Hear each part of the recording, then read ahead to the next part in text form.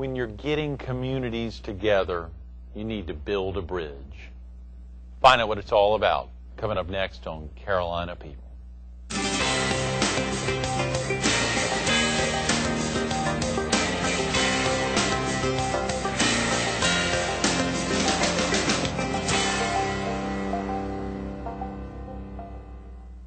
Good morning.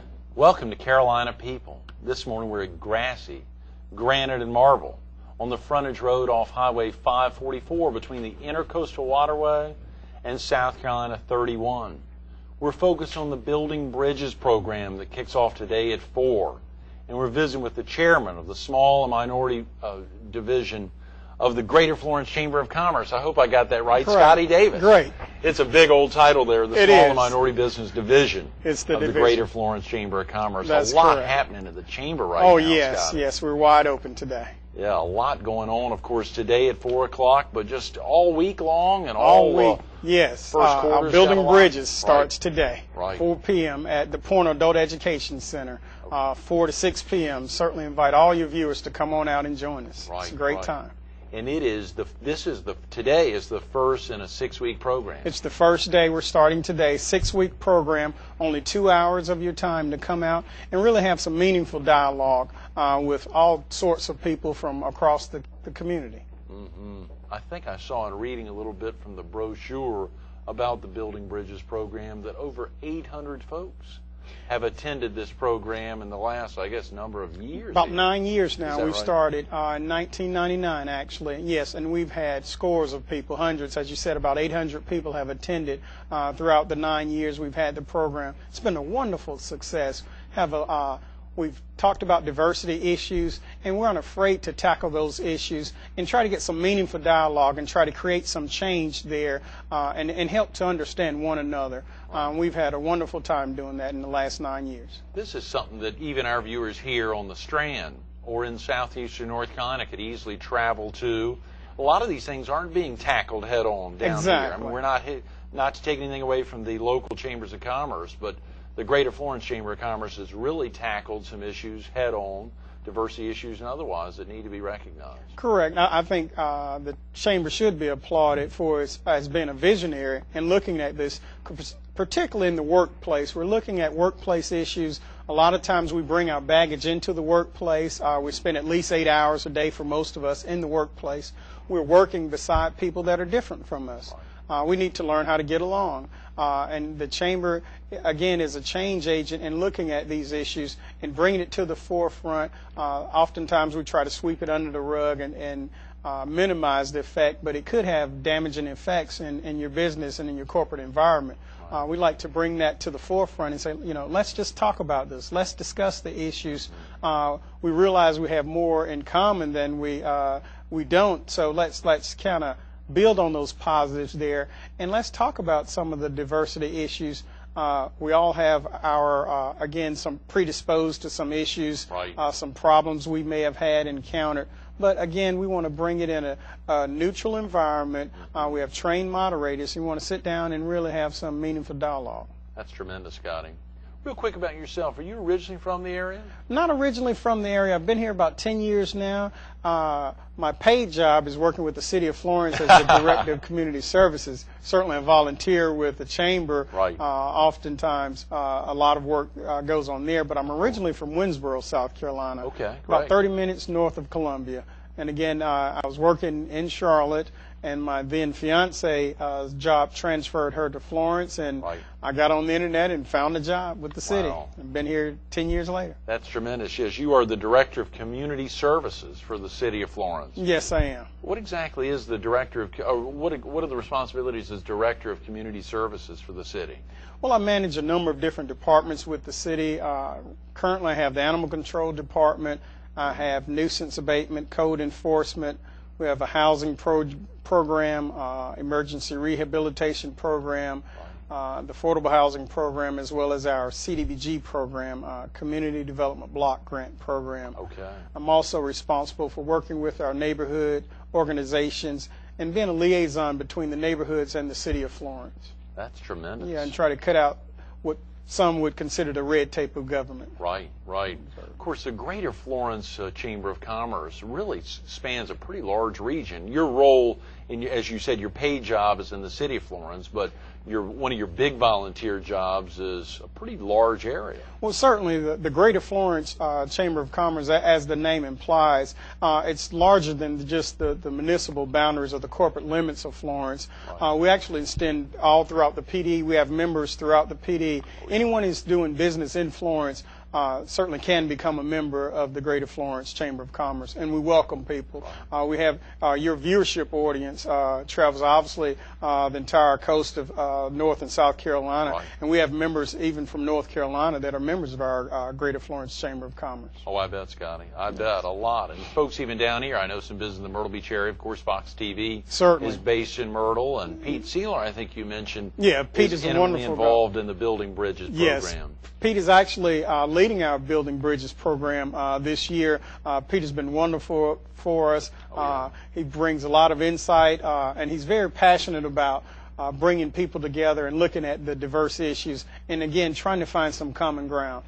Pete's been a wonderful asset, so we love him in Florence. Well, I think you highlighted, as we think about, of course, we're on the eve of the kickoff of Black History Month, a lot of focus on racial diversity, but there's other aspects of diversity that the Building Bridges program has helped to bridge the gap, and I think Pete highlighted there was one of the moderators who came up from the Myrtle Beach area last year, right, to help oversee, as it was, as you say, in the workplace environment, it's not all about racial diversity. No, that's the main one, and it gets most of the press and publicity. Right. But certainly we have a number of different diverse issues. Sexual orientation.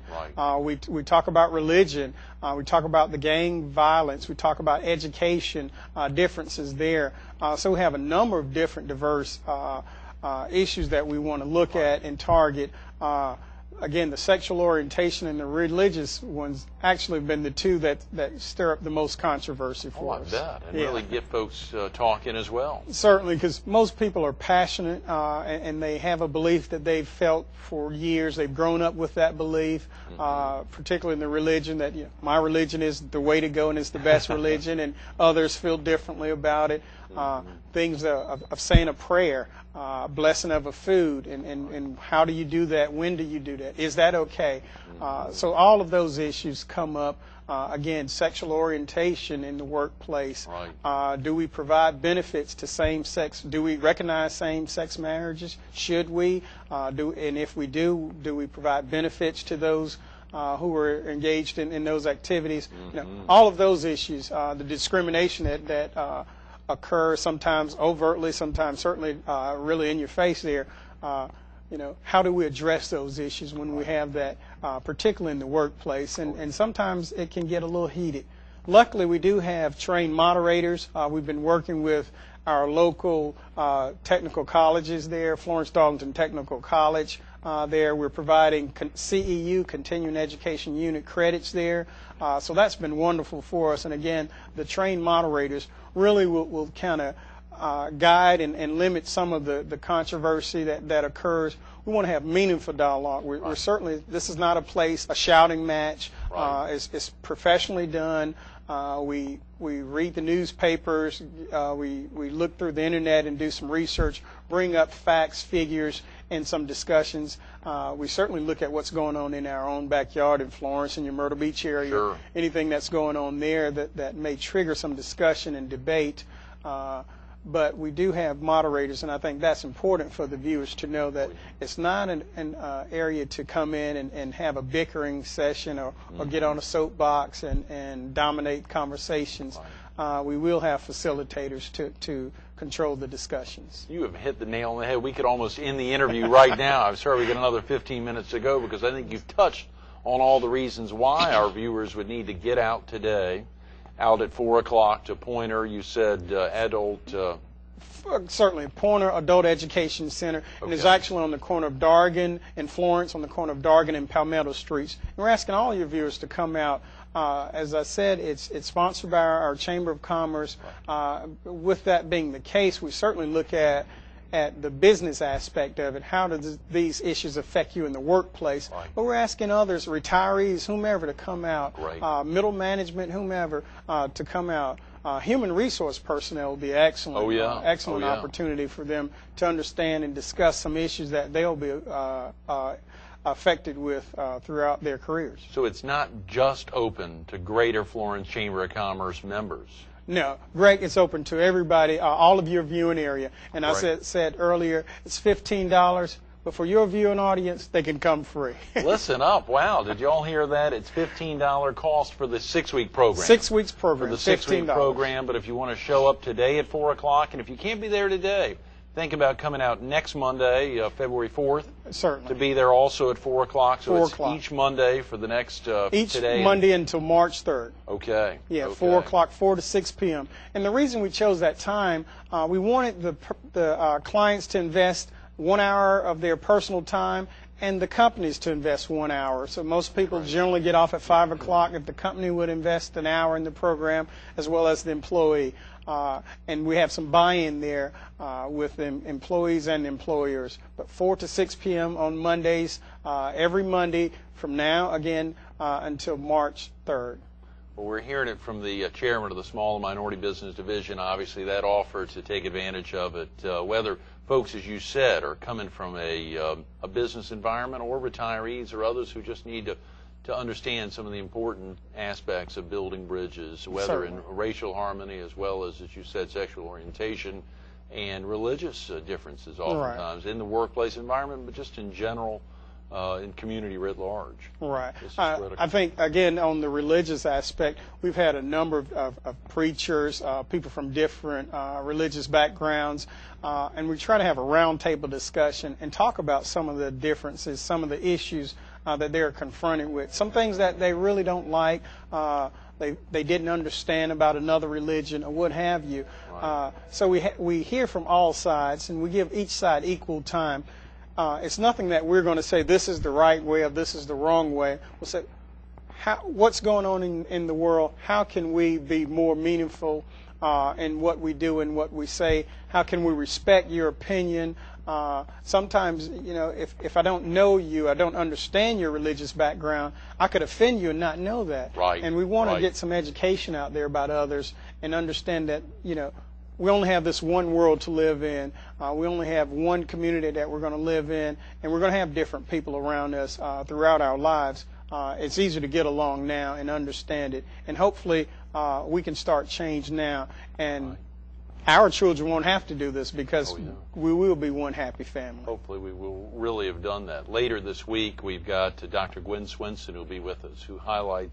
I'm looking forward to getting her in because the opportunity for her to highlight much of what she talks about is the desire to really bring folks together and recognize those differences, but also recognize a lot of similarities, a whole lot of similarities, and that's very important.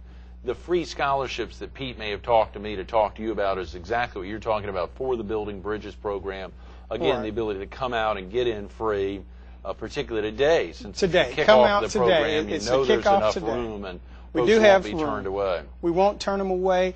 Certainly, if they want more information, they can call the chamber at 665-0515. Okay. But we're asking them to come out today, 4 to 6 p.m. There's a $15 cost.